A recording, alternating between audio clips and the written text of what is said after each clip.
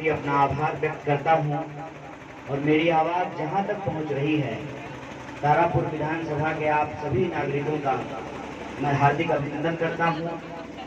मैं दो चार बातें आपसे करना चाहता हूँ। उससे पहले जयमंगल सिंह शास्त्री की इस भूमि को, शहीद सौरभ सिंह की इस भूमि को मैं नमन करता हूँ। और मैंने आते ही राजेश जी से पूछा कि ये किनकी प्रतिमा लगी हुई है, तो इन्होंने बताया कि ये धरती ऐतिहासिक धरती है। इसी मैदान में आंदोलनकारी स्वतंत्रता आंदोलन जब चल रहा था, वो जमा हुए और क्या करके पुलिस स्टेशन पे, थाने पे झंडा फहराने का काम किया था। इस ऐतिहासिक भूमि पर एक से एक भीड़ पैदा हुए हैं। उन्हीं में से एक ये शहीद सौरभ जी की प्रतिमा यहाँ लगी हुई है। वो सीआरपीएफ में काम करते थे, तो अचानक से मुझे भी वो बात याद आ गई कि मेरे भी एक भाई साहब सीआरपीएफ की नौकरी करते थे और देश की सेवा करते हुए उनकी शहादत हुई है।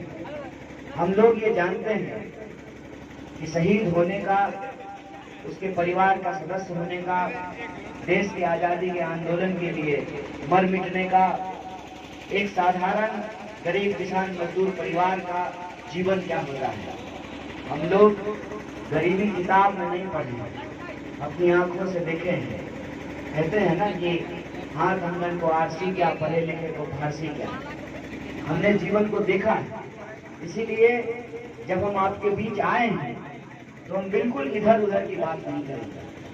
सीधे सीधे जो आपका मुद्दा है वही हमारा मुद्दा है, और हम चाहते हैं कि देश और समाज का, राजनीति का भी वही मुद्दा हो।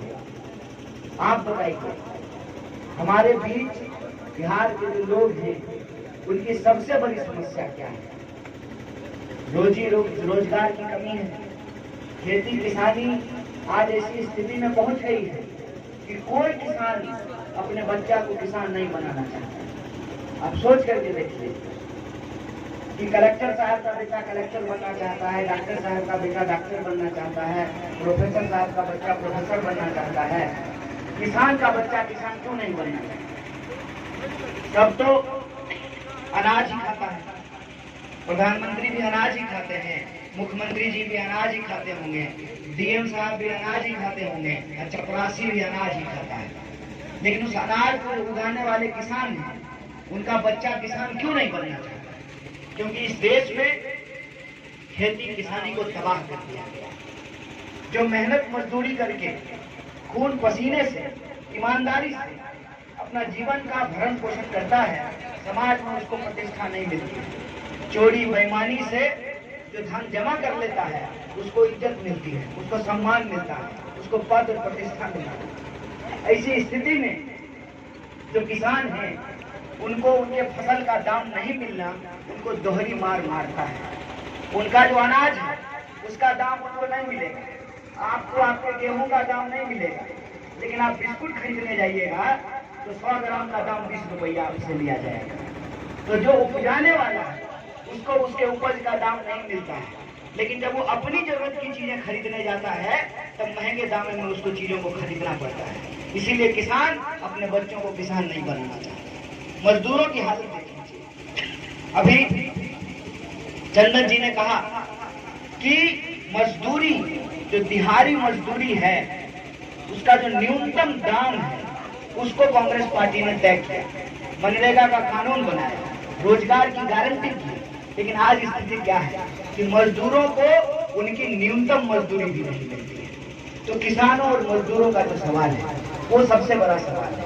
और जब हमारे यहाँ किसान और मजदूर को किसानी का दाम नहीं मिलेगा, मजदूरी का दाम नहीं मिलेगा, तो स्वाभाविक रूप से काम करने के लिए उनको बाहर जाना पड़ेगा। मतलब कमाने के लिए बाहर जाइए, इलाज कराने के लिए बाहर जाइए, पढ़ने लिखने के लिए बाहर जाइए। तो हमारे जो राज्य के लोग हैं, जो मेहनत मजदूरी उनको करने का अवसर राज्य में नहीं मिलता है, मजबूर होकर के वो दूसरे राज्यों में जाते हैं और वहां पर उनको सम्मान की वजह, दाम की वजह उनको गाली और आज गोली मिल रही है। ऐसी परिस्थिति पैदा कर दी गई। कौन से समाज में हम लोग जी रहे हैं कि किसान खेती करते करते खेत में मर जाए और उसी का बच्चा बंदूक लेकर के देश की रक्षा करते हुए सीआरपीएफ में जाकर के शहीद हो जाए, ऐसी परिस्थिति पैदा करती है। और जो बेईमान है वो आराम से दिल्ली में बैठ करके, पटना में बैठ करके ऐसी नीतियां बना रहे हैं जो हमारे देश और समाज को तबाह कर रहे हैं। इसीलिए हम कहते हैं कि बिहार के लोगों के लिए सबसे बड़ा मुद्दा है रोजी रोटी, कपड़ा, मकान, शिक्षा, स्वास्थ्य, सड़क, बिजली, पानी और एक एक इंसान का आत्मसम्मान। लेकिन इन मुद्दों से ध्यान भटकाने के लिए जैसे अंग्रेज भारत के लोगों को आपस में लड़ाते थे, आज के अंग्रेज लोगों को आपस में लड़ा रहे हैं। जात और धर्म में उलझा करके जो लोगों के बुनियादी सवाल हैं उससे उनका ध्यान गुमराह किया जा रहा है, असली सवालों को नजरअंदाज किया जा रहा है। जो नौजवान यहाँ खड़े हैं मैं उनसे पूछता हूँ कि आज उनकी जिंदगी का सबसे बड़ा संकट क्या है। 18 घंटा मेहनत कीजिए, पटना जो लोग जाते हैं यहाँ से, खड़गपुर से, बरियारपुर से, मुंगेर से, दानापुर से, भागलपुर से, लखीसराय से, बेगूसराय से, बरैया से, बाढ़ से, बख्तियारपुर से जो पटना पढ़ने के लिए जाते हैं, पूछिए उनकी स्थिति क्या है। करकट वाला लॉज में रहते हैं, करकट वाला लॉज में, जहाँ 44 डिग्री टेम्परेचर ऐसा लगता है जैसे 64 डिग्री टेम्परेचर में। उस गर्मी में 18 घंटा पढ़ाई करते हैं, खिचड़ी खा करके जॉन्डिस करवा लेते हैं, कभी साइकिल चोरी हो जाता है, कभी किताब चोरी हो जाता है। और इतनी पढ़ाई के बाद जब एग्जामिनेशन का वक्त आता है तो पता चलता है कि कोई बहाली नहीं है। बहाली को 5 वर्षीय योजना बना दिया गया, 5 साल में कोई बहाली नहीं मिलती। और जब बहाली आती है और जब विद्यार्थी ट्रेन में लटक करके, बस में लटक करके जाता है एग्जामिनेशन सेंटर पे तो पता चलता है कि क्वेश्चन आउट हो गया है, क्वेश्चन को बेच दिया गया है। आप बताइए कि पहले आंख खोल करके पढ़ें, पढ़ने के बाद कंपटीशन की तैयारी करें, तैयारी करने के बाद जब परीक्षा देने के लिए जाएं तो पता चले कि प्रश्न पत्र जो है बेच दिया गया है, नौकरी नहीं मिलेगा तो ब्याह होगा, जीवन कैसे जिए। ये बुनियादी सवाल है, इस पे चर्चा नहीं हुई कि लोगों को काम क्यों नहीं मिल रहा है, मजदूरों को उनका दाम क्यों नहीं मिल रहा है, किसानों को उनके फसल का दाम क्यों नहीं मिल रहा है। इन तमाम चीजों को भटकाने के लिए तरह तरह का प्रयोजन किया जाता है। इसीलिए जब हम आज आपके बीच आए हैं तो हमारा सीधा सवाल यही है कि इधर उधर की बात हम लोग नहीं करेंगे। आज हमारा देश एक गंभीर संकट से गुजर रहा है और उस संकट के बारे में हमारे पूर्व के वक्ताओं ने इशारा किया कि क्यों जरूरत है आज कांग्रेस पार्टी को मजबूत करने की। इसलिए जरूरत है कि जब आपका शरीर बीमार होता है तो ऑपरेशन कराना होगा। ऑपरेशन कराने के बाद जो पहला पंच पड़ता है उसके लिए पुराना चावल का खिचड़ी बना करके खिलाया जाता है। खिलाया जाता है, नहीं खिलाया जाता है। आज आपको वैसे अनुभवी संगठन की, वैसे अनुभवी परिवार की, वैसे अनुभवी दल की जरूरत है जो इस देश को आजादी दिलाया है, वही आपकी आजादी की रक्षा कर सकता है। इसलिए हम लोग इस झंडे के साथ आए हैं। और मैं राजेश जी के बारे में क्या कहूँगा, मैं बेगूसराय से आया हूँ, हालांकि बेगूसराय मुंगेर का ही पुराना हिस्सा है, हमारा पुराना जिला मुंगेर ही है। तो आपके बीच में ये रहते हैं, इनके बारे में आप हमसे ज्यादा जानते हैं। और पिछली बार जब चुनाव हुआ तो निर्दलीय तौर पे जब ये लड़े तब भी 10,000 लोगों ने इनको अपना समर्थन दिया। ये समर्थन कैसे मिला?